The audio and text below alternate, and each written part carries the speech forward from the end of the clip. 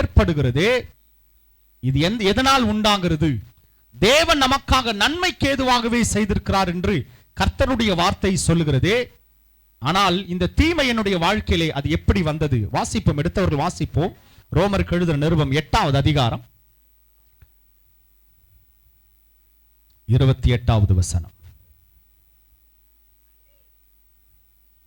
அன்றியும் அவருடைய தீர்மானத்தின்படி அழைக்கப்பட்டவர்களாய் தேவனிடத்தில் அன்பு கூறுகிறவர்களுக்கு சகலமும் நன்மைக்கு ஏதுவாக நடக்கிறதென்று அறிந்திருக்கிறோம். Praise the Lord. கர்த்தருடைய பரிசுத்த நாமத்திற்கு ஸ்தோத்திரம். அன்றியும் அவருடைய தீர்மானத்தின்படி அழைக்கப்பட்டவர்களாய் தேவனிடத்தில் அன்பு கூறுகிறவர்களுக்கு சகலமும் நன்மைக்கேதுவாகவே நடக்கிறது என்று அறிந்திருக்கிறோம். அல்லேலூயா, அல்லேலூயா. சொல்லுங்க, எல்லாரும் கரங்களை வைத்து சொல்லுங்க, சகலமும் நன்மைக்கே. எத்தனை பேர் ஆமென்னு சொல்றீங்க? அல்லேலூயா. நம்முடைய வாழ்க்கையில அநேக நேரங்களில் நன்மைக்கு ஏதுவாக தான் இருக்கும்னு நினைக்கிறோம். ஆனா சில நேரங்களில் சில தீமைகளும் வருது. நீங்க இப்ப கேள்வி கேட்கலாம், நிறைய பேர் இருதயங்களை ஓடுது, எவ்வளவு வாழ்க்கையை நாங்க இங்க தீமையில பாக்குறோம், இவருனா எல்லாத்தையும் சும்மா நன்மைக்குன்னு சொல்றாரு. தீமைகள் எவ்வளவு வருது, நான் எல்லாம் நன்மைக்குன்னு சொல்றீங்களே, இது எப்படிங்க நாங்க ஏற்றுக்கொள்வது? எல்லாவற்றையும் கர்த்தர், அது எப்படி எல்லாவற்றையும், அது எப்படி எங்க வாழ்க்கையில அப்ப தீமையே கிடையாதா? எல்லாம் நன்மைக்கே உண்டாகி இருக்கிறதா? அருமையான தேவ பிள்ளைகளே, இது தேவனுடைய வார்த்தை, இது பொய் சொல்லாது, இது மாற முடியாதது, என்றைக்குமே இது மாறத்தக்கதும் அல்ல. இது உண்மைக்கு புறம்பான காரியங்களை நமக்கு சொல்லிக் கொடுக்காது. அல்லேலூயா. அப்ப தேவனுடைய வார்த்தை இது சத்தியமுள்ள வார்த்தை. இது சொன்னதுதான். இந்த வார்த்தை பொய் அல்ல, சத்தியமும் நீதியும் உண்மையும் உள்ள வார்த்தைகள். அல்லேலூயா. அப்ப நல்லா கவனிங்க. அப்ப உண்மையாகவே அநேக நேரங்களில் நமக்கு உண்டாகிற கேள்வி, கர்த்தர் எங்களுடைய வாழ்க்கையிலே நன்மைக்கு ஏதுவாகவே செய்கிறார் என்றால் சில தீமைகளும் எங்க வாழ்க்கையில வருது. இன்றைக்கு ஒரு காரியத்தை உங்களுக்கு சொல்லுகிறேன், கவனிங்க, தயவு செய்து கேளுங்க. தீமை என்று நீங்கள் சொல்லுகிற காரியமும் தேவன் உங்க வாழ்க்கையிலே அது நன்மையாக முடிய பண்ணும்படியாகத்தான் உங்க வாழ்க்கையிலே அது அனுமதித்திருக்கிறார். சொல்லுங்க எல்லாரும், தீமை அல்ல, அது நன்மை. நீங்க சொல்லிடுவீங்க, நாங்க தானே அங்க அனுபவிக்கிறோம். நீங்க ஜாலியா இங்க உட்காந்துன்னு சொல்றீங்க, வீட்டில் வந்து பாருங்க எவ்வளவு பிரச்சனையா இருக்கு, எவ்வளவு போராட்டமா இருக்குன்னு. அருமையான தேவ பிள்ளைகளே, உங்களுக்கு உண்டாகிற, நமக்கு அநேக நேரங்களில் உண்டாகிற போராட்டமோ உபத்திரவமோ அது பலவீனமா இருந்தாலும் சரிங்க. பலவீனம், பல விதத்தில் வருகிற போராட்டங்கள் எது வேணா இருக்கட்டும்ங்க. இது எப்படிதான் வந்ததுன்னு தெரியலையே, என் வாழ்க்கையில நல்ல சந்தோஷமா தான் இருந்தோம், ஆனால் இந்த போராட்டங்கள், பிரச்சனைகள், இந்த உபத்திரவங்கள் என்னுடைய வாழ்க்கையிலே எதற்காக காணப்படுதுனே தெரியலையே என்று அநேக நேரத்தில் சொல்லுகிறீங்களே. இந்த வந்த வார்த்தை நினைவு கொள்ளுங்கள். தேவனத்தில் அன்பு கூறுகிற நமக்கு சகலமும் நன்மைக்கேதுவாகவே நடக்கிறது என்று அறிந்திருக்கிறோம். அல்லேலூயா, அல்லேலூயா. அது எப்படியாய் தேவன் நமக்கு அது எப்படி செய்து உண்மையாகவே அந்த நன்மை நம்முடைய வாழ்க்கையிலே அது எப்படி வருகிறது? வாசிப்போம், சங்கீதங்களின் புஸ்தகம் 103ஆம் சங்கீதம் 3வது வசனம் வாசிப்போம். அவர் உன் அக்கிரமங்களை எல்லாம் மன்னித்து உன் நோய்களை எல்லாம் குணமாக்கி உன் பிராணனை அழிவுக்கு விலக்கி மீட்டு உன்னை கிருபையினாலும் இரக்கங்களினாலும் முடிசூட்டி நன்மையினால் உன் வாயை திருப்தியாக்குகிறார். போதும். கர்த்தருடைய பரிசுத்த நாமத்திற்கு ஸ்தோத்திரம். அவர் உன் அக்கிரமங்களை எல்லாம் மன்னித்து உன் நோய்களை எல்லாம் குணமாக்கி. அருமையான தேவ பிள்ளைகளே, என்ன காரியம் அது? அது அக்கிரமங்களை எல்லாம் மன்னித்து, அக்கிரமங்கள் மன்னிக்கப்பட்ட பிறகுதான் நோய்கள் குணமாகுதான். அருமையான தேவ பிள்ளைகளே, பாவத்தினாலும் அக்கிரமத்தினாலும் பலவீனங்கள், வியாதிகள், நோய்கள் இது எல்லாம் வந்தாலும் இயேசு கிறிஸ்துவினுடைய இரத்தம், அவருடைய கிருபை நம்முடைய அக்கிரமங்களை மன்னிக்கிறது மாத்திரமல்ல, நம்முடைய நோய்களை அது குணமாக்குகிறது. கவனிங்க. அப்ப நம்முடைய வாழ்க்கையிலே காணப்படுகிற தீமைகள், பலவிதமான போராட்டங்கள், இதை ஏன் கர்த்தர் நம்முடைய வாழ்க்கையில அனுமதிக்கிறார் என்றால், கவனிங்க, அது தீமை அல்ல, தேவன் நன்மையாகவே அந்த காரியத்தை முடிய பண்ணுவார். அல்லேலூயா. இதை விசுவாசிக்கணும், அவ்வளவுதான். இது அநேக நேரங்களிலே நம்ம விசுவாசிக்க மாட்டோம். ஐயோ தீமை வந்துடுச்சே, இந்த தீமை என் வாழ்க்கையில ஏன் வந்தது என்று கர்த்தரிடத்தில் கேள்வி கேட்கிறோம், முறுமுறுக்கிறோமே தவிர இது தீமை அல்ல, என்னுடைய வாழ்க்கையிலே இந்த தீமையை கர்த்தர் நன்மையாய் முடிய பண்ணுவார். அல்லேலூயா. எத்தனை பேர் ஆமென் சொல்றீங்க? ஏன்னா கர்த்தருடைய வார்த்தை சொல்லுகிறது, நன்மையினால் உன் வாயை திருப்தியாக்குவார். அல்லேலூயா. அப்ப நன்மையினால் உன் வாயை திருப்தியாக்குவார். என்ன? உன் வாயை விரிவாய் தர நான் அதை நிரப்புவேன். எதனால? நன்மையினால். இந்த செப்டம்பர் மாதத்திலே வந்திருக்கிற உங்களுக்கு கர்த்தர் சொல்லுகிற காரியம், இந்த செப்டம்பர் மாதத்திலே 9வது மாதத்திலே நன்மையினால் உன் வாயை திருப்தியாக்குவார். அல்லேலூயா. எத்தனை பேர் விசுவாசிக்கிறீங்க? சத்தமா ஒரு ஆமென் சொல்லுவோமே. நன்மையினால் உன் வாயை திருப்தியாக்குவார். அருமையான தேவ பிள்ளைகளே, அப்ப இன்றைக்கும் நாம் தெரிந்து கொள்ளுகிற காரியம் என்ன? அநேக நேரங்களிலே நான் தேவனுக்குள்ளாய் இருக்கிறேன், கர்த்தருக்குள்ளாய் எல்லாம் சரியாதான் செய்து கொண்டிருக்கிறேன். ஆனால் என்னுடைய வாழ்க்கையில வருகிற இடர்பாடுகள், உபத்திரவங்கள், பிரச்சனைகள், வேதனைகள், இதுக்கெல்லாம் என்ன சொல்றீங்க? இதெல்லாம் நன்மையா? இதெல்லாம் தீமை தானங்க வருது. இதெல்லாம் எப்படி நன்மையா மாறும்? அருமையான தேவ பிள்ளைகளே, பழைய ஏற்பாட்டிலே யோசேப்பு என்கிற ஒரு மனிதனை பார்க்கிறோம். அவன் பாருங்க, தேவன் அவனுக்கு கொடுத்த சொப்பனத்தை தன்னுடைய சொந்த சகோதரர்களிடத்திலே அவன் சொன்ன போது அவனுடைய சொந்த சகோதரர்களே அவனை தூக்கி குழியில போட்டுறாங்க. இரவு முழுதும் அழுது கொண்டு இருக்கிறான். காலையில் எழுந்து ரூபன் என்கிற சகோதரன் இஸ்மவேலருக்கு அவனை விற்று விடுகிறார்கள். கவனிங்க, தேவன் சொன்ன சொப்பனத்தை நான் சொன்னதற்கு எதற்காக எனக்கு இந்த தீமை வந்தது என்று அவன் யோசித்திருக்கலாம் இல்லையா? கவனிங்க, அடுத்த நாளும் பாருங்க, அவன் இஸ்மவேலர் இடத்துல போனான். இஸ்மவேலர் இடத்துல போய் எகிப்து தேசத்திலே போத்திபார் இடத்துல அவனை விற்று விட்டார்கள். இதெல்லாம் எதனால நடந்தது? தேவன் கொடுத்த சொப்பனத்தை அவன் சொன்னதனால அவன் சொந்த சகோதரர்களை இது செய்தார்கள். அருமையான தேவ பிள்ளைகளே, பிற்பாடு அவன் வாழ்க்கை மாறல. அவன் எகிப்துக்கு கொண்டு போன பிறகு போத்திபாரோட வீட்டிலே பலவிதமான பாவத்தின் இடர்பாடுகள் வந்த போதும் தேவனாகிய கர்த்தர் அந்த பாவத்தில் இருந்தும் அவனை விடுதலையாக்கி அவனை விடுவிக்கிறார். அப்போது அவனுக்கு விடுதலை கிடைக்கல, மறுபடியும் அவனுக்கு என்னதான் கிடைச்சது? அதனுடைய பலன் என்ன? அந்த பாவத்திலிருந்து அவன் விலகி ஓடினதற்கு அவனுக்கு கிடைத்த பலன் என்ன? ஜெயில் தண்டனை, சிறைச்சாலையிலே 2 வருடத்திற்கு மேலாக சிறைச்சாலையிலே அடைக்கப்பட்டான். அருமையான தேவ பிள்ளைகளே, அநேக நேரங்களிலே நாமும் கூட இந்த யோசேப்பை போலதான் தேவன் நமக்கு, நான் தேவனுக்குள் உண்மை உள்ளவனாய் கர்த்தருக்காக எப்பொழுதும் ஜெபிக்கிறேன், வேதம் வாசிக்கிறேன், தேவனுக்குள்ளாய் நான் மன உண்மையாய் இருக்கிறேன். ஆனா என்ன தேடிதான் என்ன பண்ணுது? தீமையும் பிரச்சனையும் என்ன தேடிதான் வருது. அல்லேலூயா. அநேக நேரங்களில் நம்ம இதை சிந்திக்கிறோம், அநேக நேரங்களில் நாம் இதை யோசிக்கிறோம், அநேக நேரங்களில் பிசாசு இப்படிப்பட்ட பொய்யான காரியங்களை நமக்குள்ளே விதைக்கிறான். நம்ம என்ன நினைக்கிறோம்? நாங்க கர்த்தருக்குள்ள உண்மையா தாங்க இருக்கிறோம், தேவனுக்குள்ளா எங்கள் ஜபங்கள் குறைவதில்லை, நாங்க கர்த்தருக்குள்ள எல்லாவற்றையும் பர்ஃபெக்டா தான் செய்யறோம். அருமையான தேவ பிள்ளைகளே, இன்றைக்கு ஒரு காரியத்தை நீங்கள் அறிந்து கொள்ளுங்கள். உங்க வாழ்க்கையிலே நடக்கிற, இனிமேல் நடக்க போகிற தீமையான காரியம் நீங்க சொல்றீங்கல்ல, அது எல்லாவற்றையும் தேவன் நன்மைக்கேதுவாகவே செய்திருக்கிறார். எத்தனை பேர் விசுவாசிக்கிறீங்க?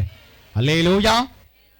கடைசியில் அந்த யோசேப்புக்கு நடந்தது என்னங்க? வாசிங்க அந்த வசனத்தை, அந்த ஒரு காரியத்தை மாத்திரம் வாசிங்க. ஆதியாகமத்தின் புஸ்தகம் 37வது அதிகாரம் 23, 24 கவனம் தூக்கி எங்க போடுறாங்க?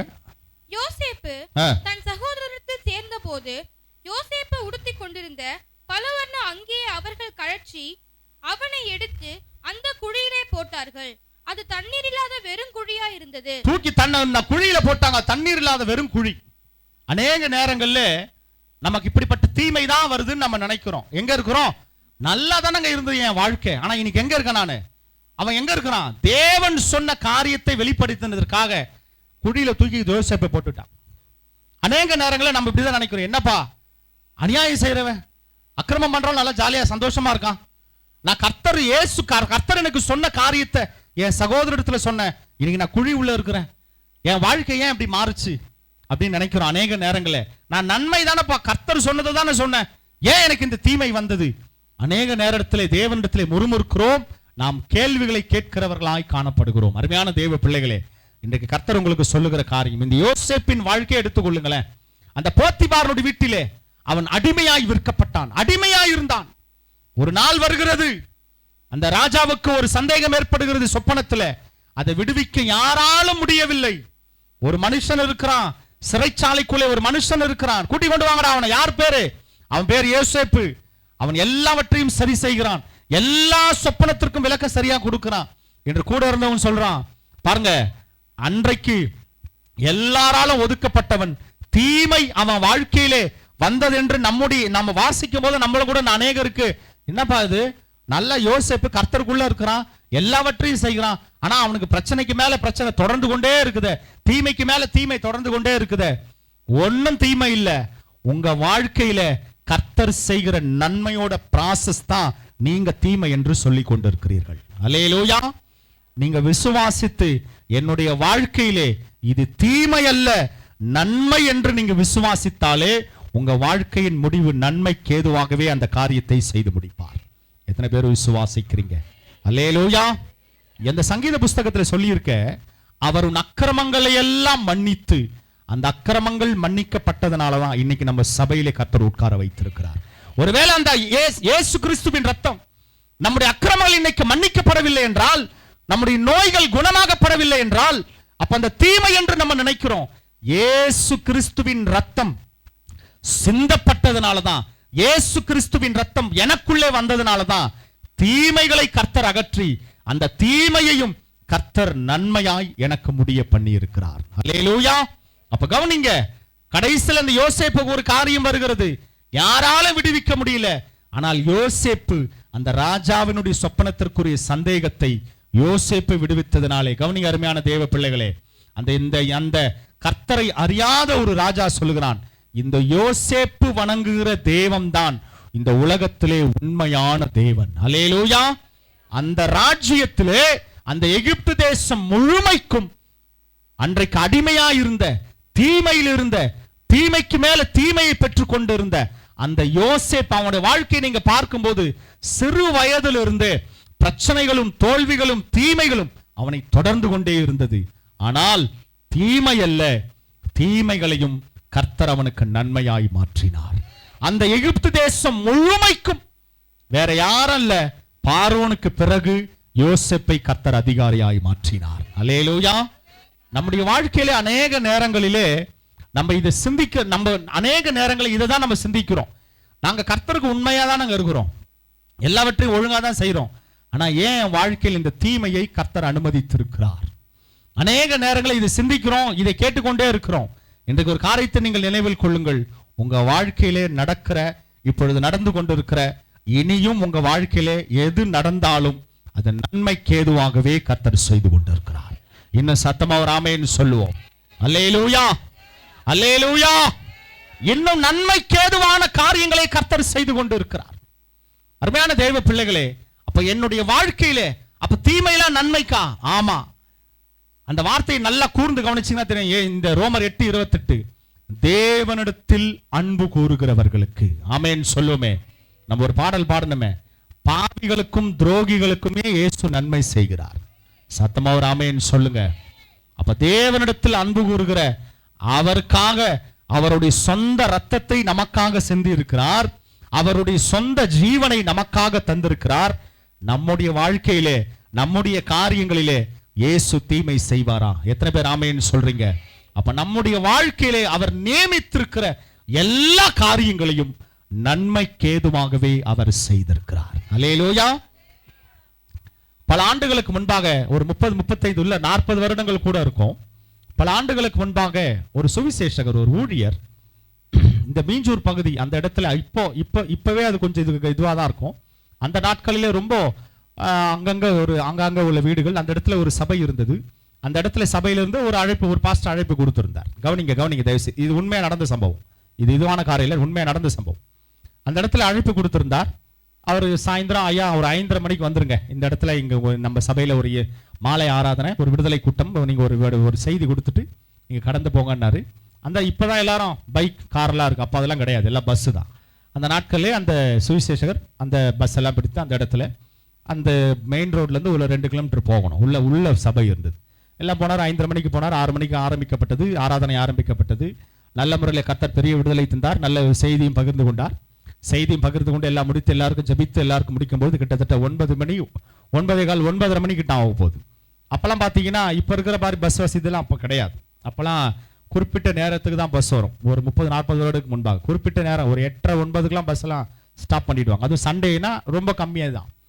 அப்போ அவர் எல்லாம் முடித்து விட்டு வெளியிலே கொண்டு வருகிறார். எல்லாரும் அங்கேருந்து ஒரு சின்ன ஒரு சகோதரன் வந்து அந்த இரண்டு சக்கர வாகனத்தில் கொஞ்சம் மெயின் ரோட்டில் விட்டுட்டார். சரி, நான் அவர் பார்க்குறார். அந்த பஸ் ஸ்டாண்ட் வந்து நின்று பார்த்தா ஒரு 4 பேர் 5 பேர் தான் நிற்கிறாங்க. அவர் கேட்குறாரு, என்னங்க பஸ் எப்படி வருமா? நாங்களும் அதுக்காக தான் நிற்கிறோம் சார், ரொம்ப நேரமாக நிற்கிறோம், பஸ் வரல, கடைசியாக ஒரு பஸ் வரணும்னு நினைக்கிறோம், அது வந்தால் தான் போக முடியும். இப்போ எப்படி நாங்கள் நம்ம இந்த பகுதியிலேருந்து, ஏன்னா ரொம்ப லோன்லியாக இருக்கும் அந்த இடத்துல, யாருமே இருக்க மாட்டாங்க, ரொம்ப வீடுகள் கிடையாது அப்போல்லாம் அந்த மீஞ்சூர் அந்த பொன்னையார் இந்த பகுதியிலாம். இப்போ என்ன பண்ணுறது, பாரிஸ் போனோமே என்ன பண்ணுறது, பிராட்வே போனோம் என்ன பண்ணுறதுன்னு தெரியல. எல்லாவற்றையும் அவர் சொல்கிறார். சரி, கூட இருக்கிறோம் அதை தான் யோசிக்கிறாங்க, என்னன்னு செய்ய தெரியல, இந்த பக்கம் எந்த வண்டியும் எந்த வாகனம் எதுவுமே வராது, என்ன செய்யுதுன்னு நாங்களும் தெரியாமல் தான் நிற்கிறோம். இப்போ பஸ் வருமானு தெரியல, நாங்கள் அதுக்காக ரொம்ப நேரம் 1/2 மணி நேரமாக வெயிட் பண்ணுறோம் சார், வரல அப்படின்னு சொல்லி கொண்டு இருக்கும்போதே ஒரு 5-10 நிமிடங்களுக்கு அப்புறம் ஒரு பஸ் வருது. இதான் எல்லாம் சொல்லிட்டாங்கப்பா, இதான் கடைசி பஸ், இதை வெட்டக்கூடாது அப்படின்னு நினைக்கிற நேரத்தில் ஒரு பஸ் வருது, கடைசியாக வருது. கிட்டத்தட்ட ஒரு 10 மணிக்கு ஒரு பஸ் வருது. பார்த்தா ரொம்ப கூட்டமாக இருக்குது. சரி, இவர் என்ன பண்ணுறாங்க, இவர் கூட இருக்கிற இந்த கூட இருக்கிற இந்த பஸ் ஸ்டாண்டில் இருக்கிறவங்க எல்லாரும் அடித்து பிடித்து ஏறுகிறார்கள். இவர் என்ன பண்ணுறாரு, கையில் பைபிள் வச்சுக்கிட்டு இவரை ஏறுறாரு. இவர்கிட்ட வேறு காசு இல்லை, அங்கே காணிக்கையாக கொடுத்த காசு ஒரு 100 ரூபாய் இருக்குது. இவர் என்ன பண்ணுறாரு, டிக்கெட் வாங்குறது. அப்போல்லாம் எவ்வளோ டிக்கெட், 2 ரூபா, ஒரு 2 ரூபா 50 காசு, 3 ரூபா தான். இது என்ன பண்ணுறாரு, இந்த கண்ட்ராக்டர்கிட்ட கொடுக்குற, ஏறி 1 கிலோமீட்டர் வண்டி போயிட்டு இருக்கு. ஐயா இது மாதிரி பிராட்வே கொடுங்கன்னு அந்த கண்ட்ராக்டர் ரொம்ப டென்ஷன் ஆகிட்டார். ஏன்பா ஐயா சார் 3 ரூபாய் டிக்கெட் எவ்வளோ கொடுக்குறீங்க சொல்லுங்க. அப்போல்லாம் கண்ட்ராக்டர் ரொம்ப டென்ஷன் ஆகிடுவாங்க. எனக்கு தெரியுங்களா உங்களுக்கு, இப்போதான் பஸ்ஸோட இது அதிகமாக இருக்குது, 10 ரூபாலாம் இருக்குது போல, 10 ரூபா 15 ரூபாலாம் இருக்குது. அப்போல்லாம் அவ்வளோ கிடையாது, 2 ரூபா. இங்கேருந்து நாங்கள் அந்த அருண் ஹோட்டலுக்கு அப்போல்லாம் போவோம், 75 பைசா தான். நானே போயிருக்கேன், 75 பைசா தான். அது கடைசியாக நான் பஸ்ஸில் போவேன், கடைசியாக 1 ரூபா இருந்தது, அவ்வளோதான். அப்போ அந்த பிராட்வேக்கு அந்த இதுக்கெல்லாம் பார்த்தீங்கன்னா 2 ரூபா 50 காசு, 3 ரூபா தான். சார் சில்லற இல்லை, எல்லாரும் இதாக கொடுத்துட்டாங்க, சில்லற இல்லை. இப்போ வேற என்ன, எனக்கு ஒன்றும் தெரியாது, நீங்கள் பஸ் விட்டு கீழே இறங்கிட்டு கேட்டார். என்ன சொல்லிட்டாரு சொல்லுங்க. இல்லையா நான் வேற பஸ் இல்லை, அதுக்கு நான் என்ன பண்ணுறது, என்கிட்ட சில்லற கிடையாது. இல்லைங்கய்யா நீங்கள் வச்சுங்க, ஆமாம் இங்கே அப்படி தான் சொல்லுவீங்க, அப்புறம் போய் கம்ப்ளைண்ட் பண்ணுவீங்க, அதெல்லாம் அப்படியே நீங்கள் கீழே இறங்குங்க. ஏன் எனக்கு காசை கூட வேணாங்க, எனக்கு வேற பஸ்ஸே கிடையாது, எனக்கு தெரியாதுங்க, சில்லற தான் கொடுங்க, இல்லை பஸ் விட்டு கீழே இறங்குங்கன்ட்டார். உண்மையாக நடந்த சம்பவம் இது. என்ன பண்றதுனே தெரியல, எவ்வளவோ போராடி பாக்குறாரு. இல்லங்க காசை கொடுத்துரு, நீங்க கீழே இருங்க, தயவு செய்து கீழே இருங்க. கூட இருக்கிறவங்க யாரும் உதவி செய்யற மாதிரி இல்லை. யாரும் உனக்காக ஐயா உங்க சரி சார் உங்களுக்காக நான் டிக்கெட் வாங்கினேன் யாரும் சொல்லவும் இல்லை. அவர் என்ன பண்ணிட்டாரு, எவ்வளவோ போராடுறாரு, எவ்வளோ கெஞ்சி பாக்குறாரு. கண்ட்ராக்டர் ஒத்துக்கவே இல்லை. முடியாதுங்க நீங்க கீழே இறங்குங்க அப்படின்னு விசில் அடிச்ச உடனே பஸ் நின்றுச்சு. நீங்க தயவு செய்து கீழே இறங்கிடுங்கன்ட்டார். என்ன பண்றதுனே தெரியல. எல்லாரும் வற்புறுத்தலையும் எல்லாரும் வெயிட் பண்றாங்க. சார் கொஞ்சம் கீழே இறங்குங்க சார், உங்களால் நாங்களே வெயிட் பண்றோம். அந்த ஒரு 10:15 மணிக்கு யாருமே இல்லாத இடத்துல, இப்ப பஸ் ஸ்டாண்டும் இல்லை, இப்படி போனாலும் 1 கிலோமீட்டர், அப்படி போனா 2 கிலோமீட்டர், நடுவில் நின்றுட்டார், இறங்கி நின்றுட்டார். கவனிங்க, இப்ப நின்று ஒரே ஒரு காரியத்தை தான் யோசிக்கிறார். அவர் கையில் என்ன இருக்கு சொல்லுங்களேன், அவர் கையில் என்ன இருக்கு, அந்த பைபிளை பார்க்குறார். ஆண்டவரே உங்களுடைய ஊழியத்துக்கு தான் போயிட்டு வர, எங்க போயிட்டு வர சொல்லுங்களேன், உங்களுடைய ஊழியத்துல கர்த்தர் வல்லமையா பயன்படுத்துறீங்க, உங்களுடைய ஊழியத்துக்கு தான் போயிட்டு வர ஆண்டவரே. இந்த மாதிரி பிரச்சனை என் வாழ்க்கையில ஏன் அவர் சொல்லலை, ஆனா அவர் இருதயத்துல சிந்திக்கிறார், ரொம்ப வருத்தத்தோட பாக்குறார். வருத்தத்தோட பார்த்தாலும் என்ன வரல, வருத்தத்தோட திரும்பி பார்த்தாலும் என்ன வரல, ஒரு வண்டி கூட வரல.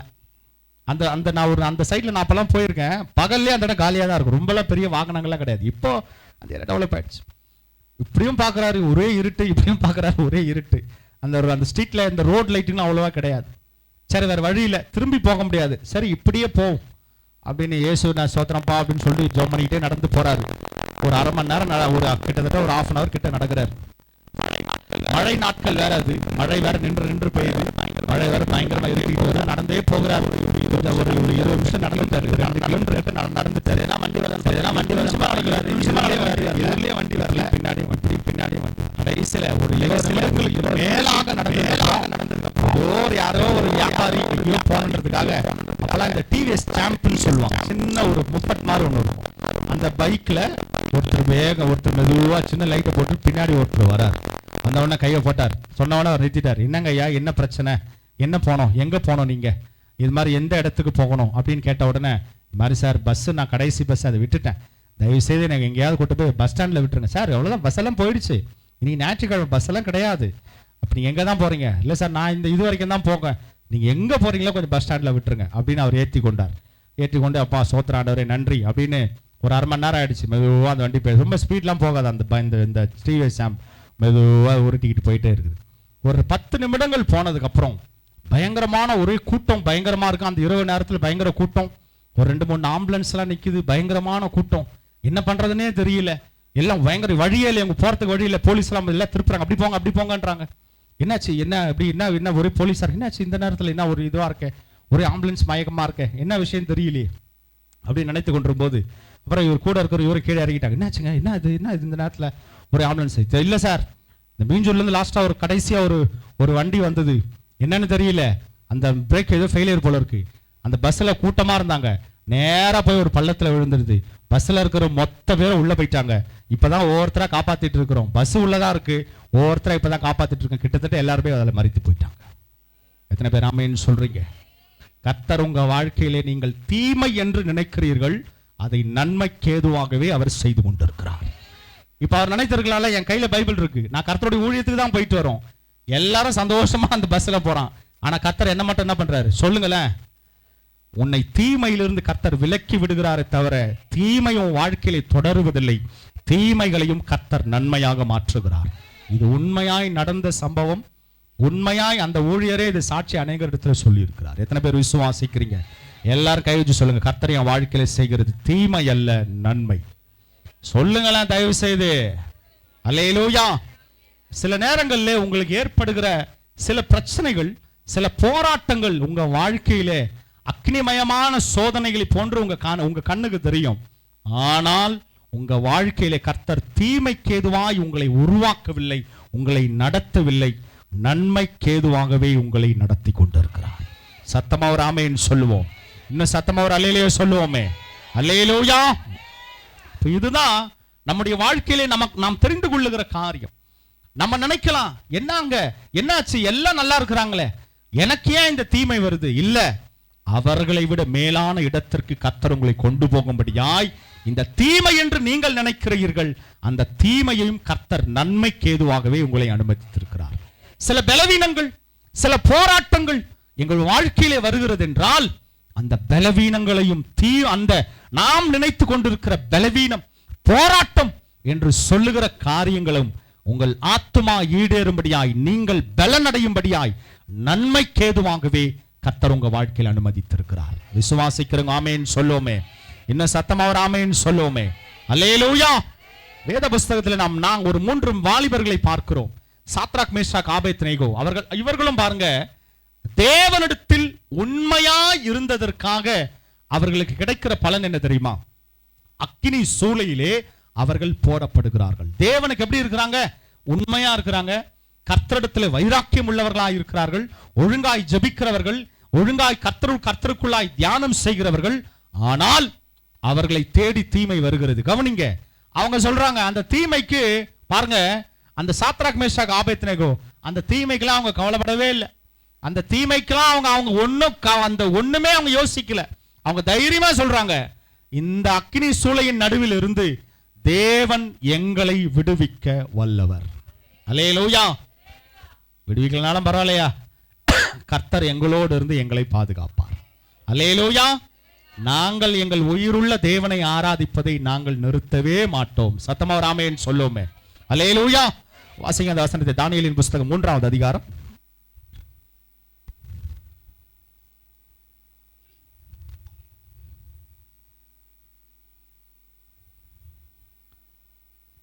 3:19 வாசிப்போம்.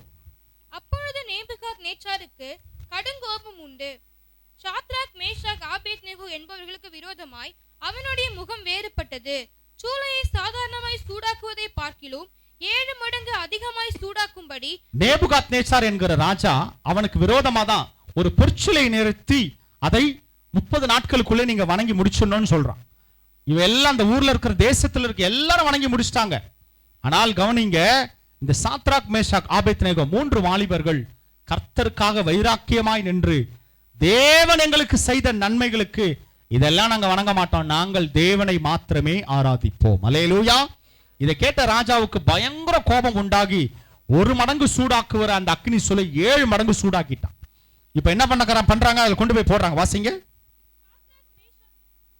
சாத்ராக், மேஷாக், ஆபேத்நேகோ என்பவர்களை எரிகிற அக்கினி சூளையிலே போடுவதற்கு அவர்களை கட்டும்படி தன் ராணுவத்தில் பலசாலிகள் ஆகிய புருஷருக்கு கட்டளையிட்டான்.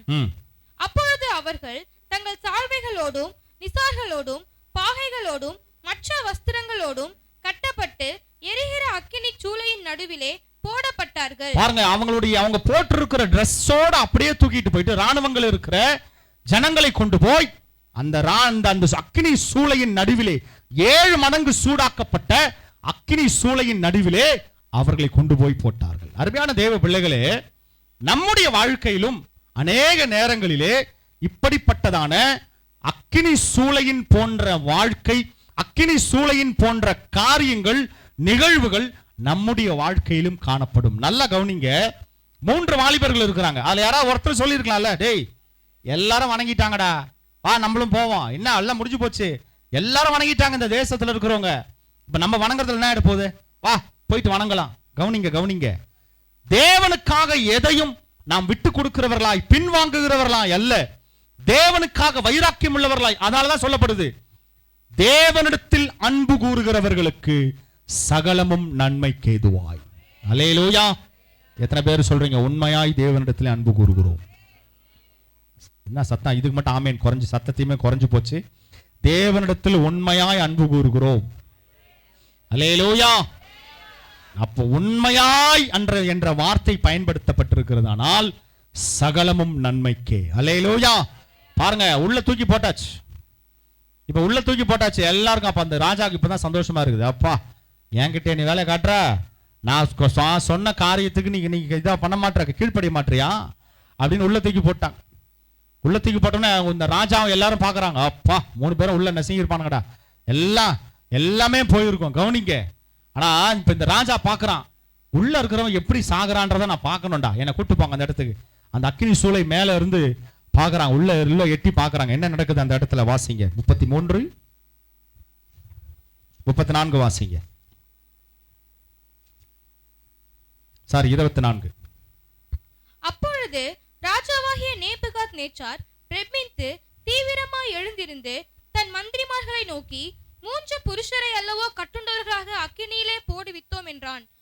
அவர்கள் ராஜாவுக்கு பிரதியுத்தரமாக, ஆம் ராஜாவே என்றார்கள். பாருங்க, அக்கினி சூளையிலிருந்து பார்க்கும் பொழுது ராஜா இப்ப மந்திரிமாரிடத்துல கூட இருக்கிறவெல்லாம் கேட்கிறப்பா, 3 பேர் தான் உள்ள தூக்கி போட்டோம். ஆமா 3 பேர் தான் தூக்கி போட்டோம். ஆனா இப்ப ராஜா பாக்குறாங்க, ராஜா மேல இருந்து பாக்குறான். நேபுகாத்நேச்சார் மேல இருந்து பார்க்கும்போது அவன் கண்ணை நம்ப முடியல. என்னது? கவனிங்க, வாசிங்க. 25 வாசிப்போம்.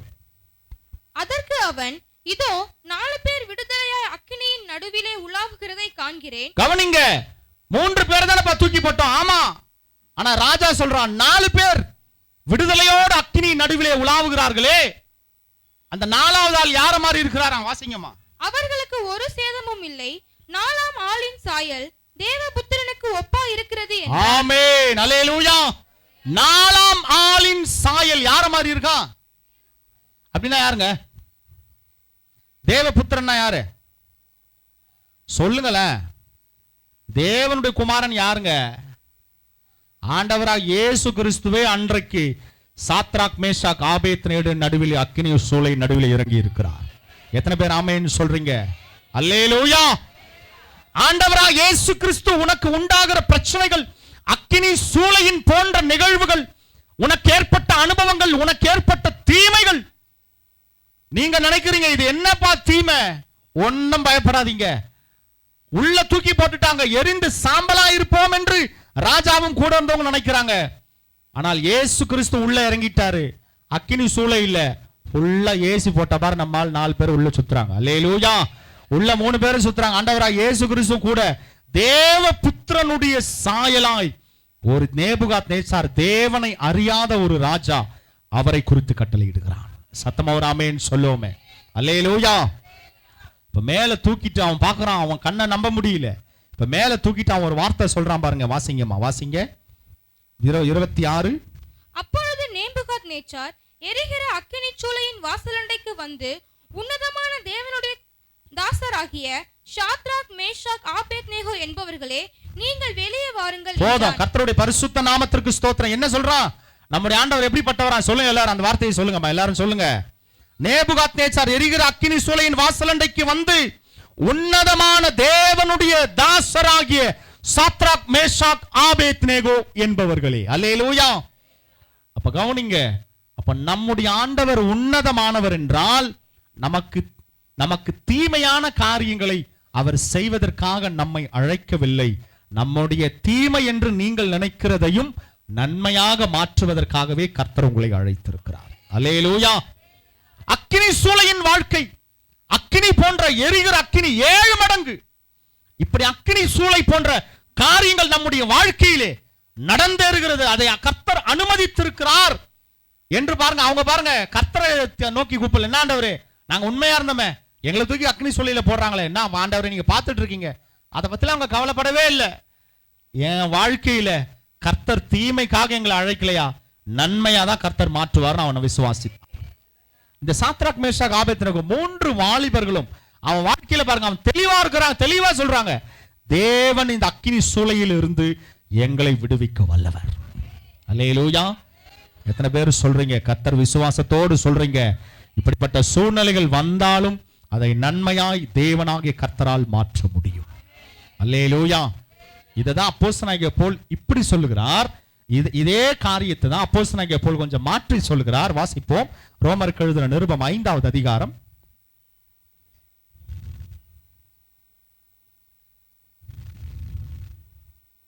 3-4. அது மாத்திரமல்ல, உபத்திரவம் பொறுமையையும். என்ன கவனிங்க, நம்முடைய வாழ்க்கையில உங்களுக்கு ஏற்படுகிற உபத்திரவம் அது எதை உண்டாக்குகிறதுனா தீமை அல்ல, உபத்திரவம் பொறுமையையும். வாசிங்க. பொறுமை பரீட்சையையும், பொறுமை பரீட்சையையும், பரீட்சை நம்பிக்கையையும், பரீட்சை நம்பிக்கையையும் உண்டாக்குகிறது என்று நாங்கள் அறிந்து உபத்திரவங்களிலேயும் மேன்மை பாராட்டுகிறோம். உங்களுக்கு உண்டாகிற உபத்திரவம், இந்த அக்கினி சூளை போன்ற வாழ்க்கை, பலவிதமான இடர்கள், சிறைச்சாலை போன்ற வாழ்க்கை உங்களுக்கு ஏற்படுகிறது என்றால், அந்த உபத்திரவங்கள், துயரங்கள், துன்பங்கள், கஷ்டம், வேதனை, தீமை என்று நீங்கள் சொல்லுகிற காரியங்கள் உங்களை கீழே தள்ளுவதற்காக அல்ல. அந்த முடிவிலே தேவனாகிய கர்த்தர், நாம் ஆராதிக்கிற தேவன் உண்மையாகவே உங்களை மேன்மைப்படுத்துவதற்காகவே இந்த காரியங்களை அனுமதித்திருக்கிறார். இதுதான் அப்போஸ்தலனாகிய பவுல் அந்த பழைய ஏற்பாட்டின் காரியத்தை தான் இப்படியாய் உபத்திரவங்களிலேயும் மேன்மை பாராட்டுகிறோம். ஏன் தெரியுமா? தேவனிடத்திலே நாம் அன்பு கூறுகிறோம், தேவன் எங்களை விடுவிப்பார், தேவன் எங்களுக்கு நல்லவராகவே இருக்கிறார். நீங்கள் கர்த்தர் மேல் வைத்திருக்கிற நம்பிக்கை அது என்ன செய்யும் தெரியுமா? வாசிங்க அடுத்த வசனம், 5வது வசனம்.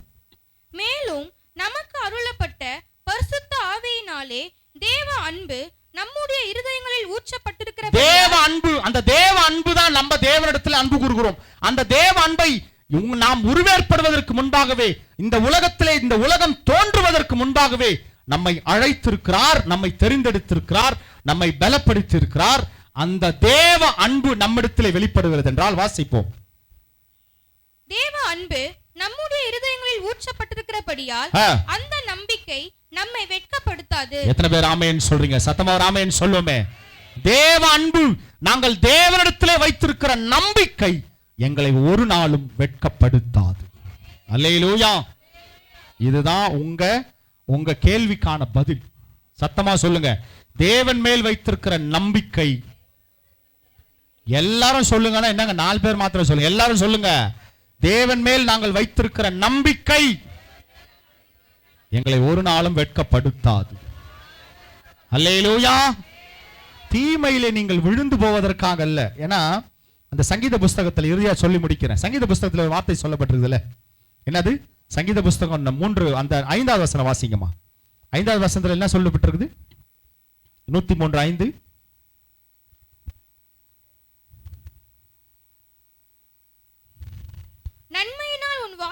நன்மையினால் உன் வாயை திருப்தியாக்குகிறார். கழுகுக்கு சமானமாய். எதற்கு சமானமாய் சொல்லுங்க எல்லாரும்?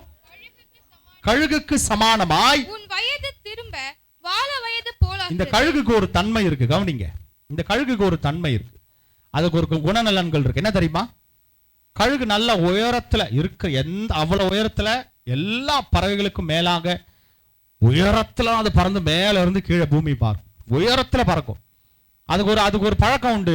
அது மாத்திரம் பறக்காது, சில நாட்களுக்கு பிறகு அதனுடைய குட்டிகள், குஞ்சுகள் என்று சொல்லப்படுகிற அந்த கழுகினுடைய குஞ்சுகள் என்ன பண்ணும்? தன்னுடைய சிறகுகள் மேல் வைத்துக்கொள்ளும். சிறகுகள் மேல் தன்னுடைய தோல் மேல் வைத்துக்கொண்டு ரொம்ப உயரமான இடத்துக்கு போயிட்டு அந்த கழுகினுடைய குஞ்சுகளை தள்ளி விட்டுரும். என்ன பண்ணிடும் சொல்லுங்க எல்லாரும்? தள்ளி விட்டுரும். இப்ப மேல இருந்து என்ன பண்ணுது? அந்த கழுகினுடைய குஞ்சுகள் என்ன பண்ணுது சொல்லுங்க? பறக்குமா?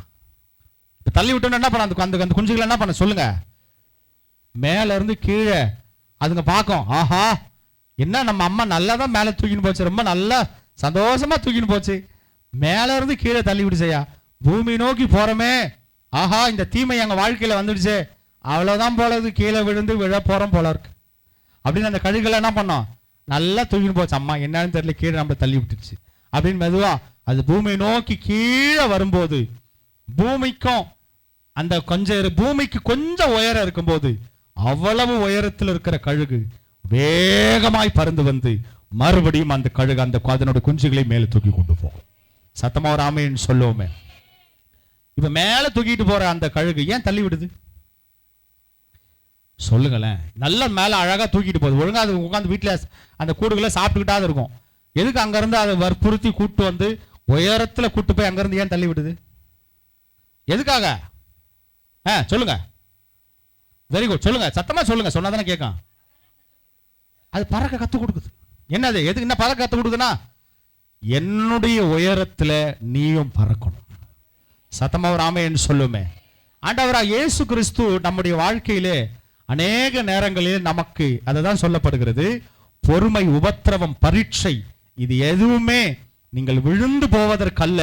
கீழே இருந்து பாப்பான், ஆஹா மேலையா போற, மேல போறியா, அங்க பார் இயேசு இயேசு நான் மேல போனேன், ஆண்டவர் உன்னை தள்ளிட்டா இருப்பார், வா வா கீழே வா வா வா, உன்னை எல்லாம் ஆவலா அவனை பார்த்துட்டு இருமா, நீ எப்ப விழுந்து போவேன்னு பாக்குறாங்க பாருங்க. அவர்கள் கண்களுக்கு முன்பாகவே நீ கீழே வருவதற்கு முன்பாகவே உன்னை மறுபடியும் தூக்கி உனக்கு பயிற்சியை கொடுப்பார். எத்தனை பேர் ஆமென் சொல்றீங்க? உன் வாழ்க்கையில தீமை ஏற்படும், உன்னை சார்ந்தவர் உனக்கு எதிரானவர்கள் காத்துக்கொண்டு பார்த்துட்டே இருக்க, கீழே விழு, எப்பதான் இவன் விழுவான் அப்படின்னு பார்த்துக்கிட்டே இருக்கிறவங்களுக்கு கண்களுக்கு முன்பாக இப்ப என்ன நடக்கும் தெரியுமா? இந்த கழுகு பயிற்சி கொடுத்து கொடுத்து கொடுத்து கடைசியில ஒரு நாள் வரும், அந்த பெரிய கழுகுக்கு இணையா இந்த கழுகினுடைய குஞ்சுகள் எல்லாம் சேர்ந்து பறந்து கொண்டு இருக்கும். சத்தமா ஒரு ஆமென் சொல்லுவோமே.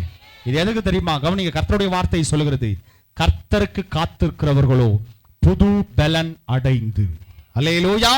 அப்ப கர்த்தருடைய பலன் நமக்குள்ளே வரும்படியாய், நாம் அனுதினமும் தேவனுடைய பலனில் நிரப்பும்படியாய், கர்த்தருடைய பலன் நமக்குள்ளே பூரணப்படும்படியாய், சில நீங்க நினைக்கிறீங்க தீமை என்று நீங்கள் நினைக்கிற காரியங்கள் தீமை கல்ல. மேலிருந்து அந்த அந்த அந்த கழுகோட கொஞ்சம் கீழே வரும்போது என்ன பார்க்கும், நல்லா இருந்தது, நல்லா உட்காந்து வீட்டுல நல்லா சாப்பிட்டுட்டு இருந்தோம், அம்மா நல்லா சாப்பாடுலாம் கொடுத்தது, என்ன மேல கொண்டு வந்து கீழே போட்டுச்சு, கீழே போய் விழ போறோமே, ஐயோ என் வாழ்க்கையே முடிய போகுது அப்படிதான் நினைச்சிருக்கோம். அந்த அந்த அந்த அந்த குட்டிகள் அப்படிதான் நினைச்சிருக்கோம்.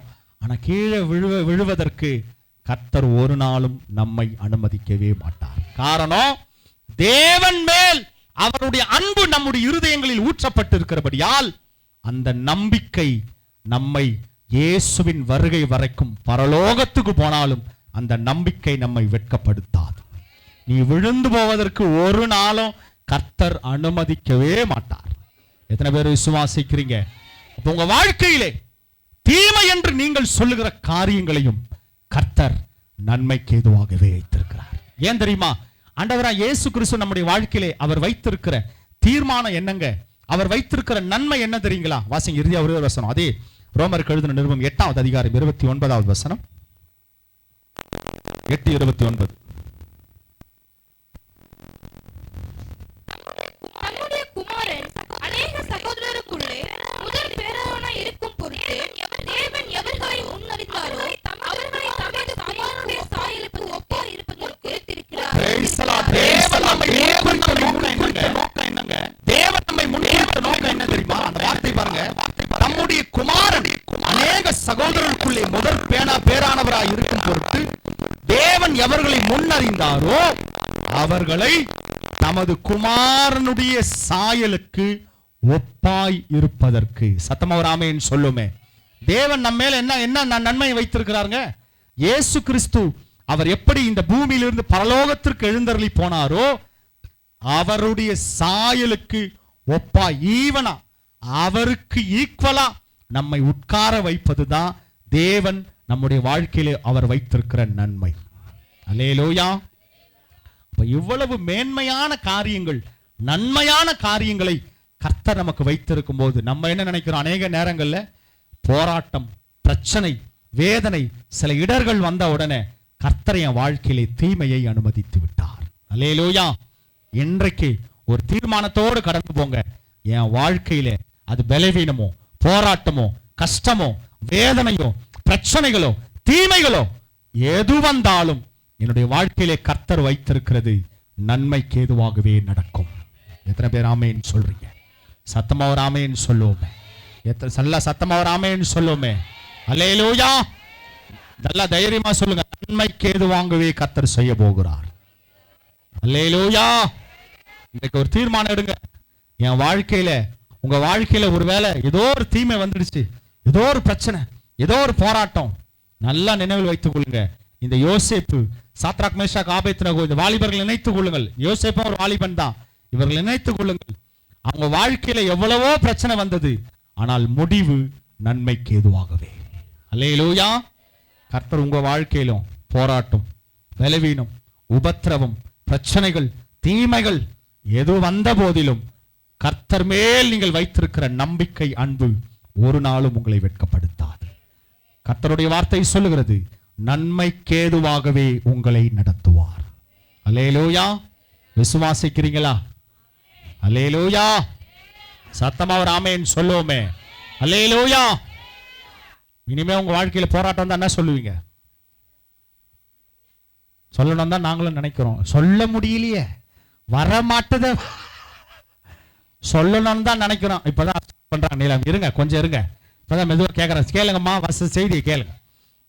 கவனிங்க. நாங்களும் சொல்லணும் தான் நினைக்கிறோம் ஐயா, சொல்ல முடியலையே. எங்க அந்த போராட்டம் வந்தோடனே தலையெல்லாம் கிருகிருன்னு சுத்துது. விசுவாசத்தோடு தைரியமா சொல்லுங்களேன். கவனிங்க அருமையான தேவ பிள்ளைகளே, விசுவாசத்தோடு தைரியமா சொல்லுங்க. தேவன் நமக்கு நன்மைக்கு ஏதுவாகவே எல்லாவற்றையும் செய்வார். தேவன் நமக்கு நன்மைக்கு ஏதுவான காரியங்களை கர்த்தர் செய்வார். அருமையான தேவ பிள்ளைகள், உங்க வாழ்க்கையை உலகம் யாராவது பயப்படுத்துறாங்களா? பாருங்க, இவ்வளவு பிரச்சனை வந்துருச்சு, இவ்வளவு போராட்டம் வந்துருச்சு, இயேசு உங்களை கைவிட்டுட்டாங்க, ஏன் இயேசு இயேசு பண்ணி கைவிட்டுட்டாரு அப்படின்னு உங்களை பயப்படுத்துறாங்களா? ஒன்னும் கவலைப்படாதீங்க.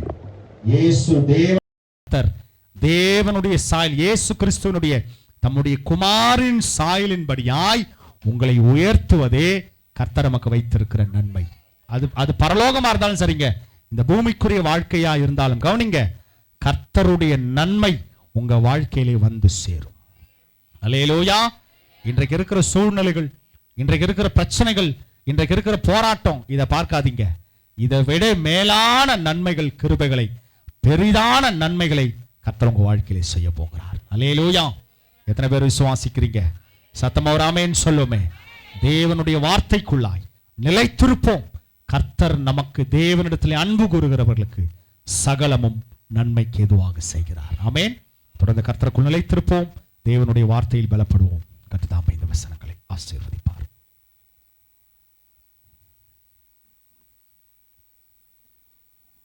ஸ்தோத்திரம்.